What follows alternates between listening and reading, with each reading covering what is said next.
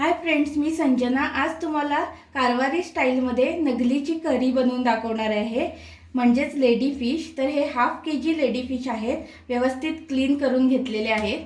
त्यानंतर आपल्याला लागणार आहे 1 वाटी ओलं खोबरं, धणे, हळद, मिरी, मीठ, इथे सोलं भिजत घातलेली आहेत, सुक्या मिरच्या घेतलेल्या आहेत बेडगी, 4-5 लसणीच्या पाकळ्या, इथे फोडणीसाठी खोबरेल तेल आणि बारीक चिरलेला एक कांदा। सर्वात आधी आपण फिशला मॅरिनेट करून घेऊया थोडंसं सॉल्ट घालून। आता आपण ह्याचा मसाला रेडी करून घेऊया। इथे मी 1 वाटी ओलं खोबरं घेतलंय, 3 टीस्पून धणे, पाव टीस्पून हळद, पाव टीस्पून काळी मिरी, 4-5 पाकळ्या लसूण आणि सुक्या मिरच्या बेडगी 6 घेतलेल्या आहेत। तर मसाला बारीक वाटण्यासाठी मी आधी हे ड्राय वाटून घेते। तर मसाला मी ड्राय वाटून घेतलेला आहे। आता मी यामध्ये सोलं घालते, थोडं पाणी घालून आता पूर्ण पेस्ट करून घेऊया। मसाला रेडी झालेला आहे वाटून, तुम्ही बघू शकता कलर अगदी लाईट आलेला आहे आणि असाच कलर यायला हवा ह्या फिशसाठी।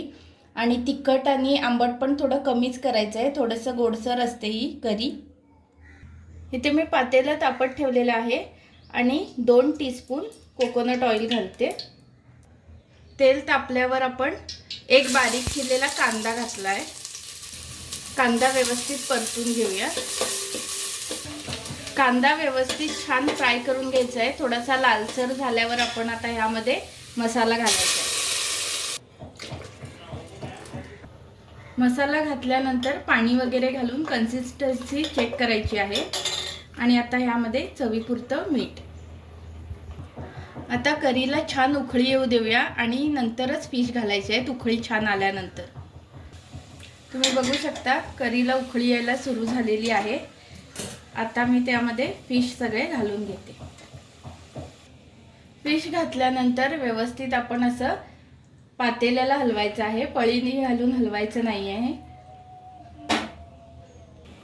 आता फिश घातल्यानंतर आणखीन एकदा छान उकळी येऊ देऊया आणि फिश व्यवस्थित शिजल्यावर आपण फ्लेम ऑफ करायची आहे।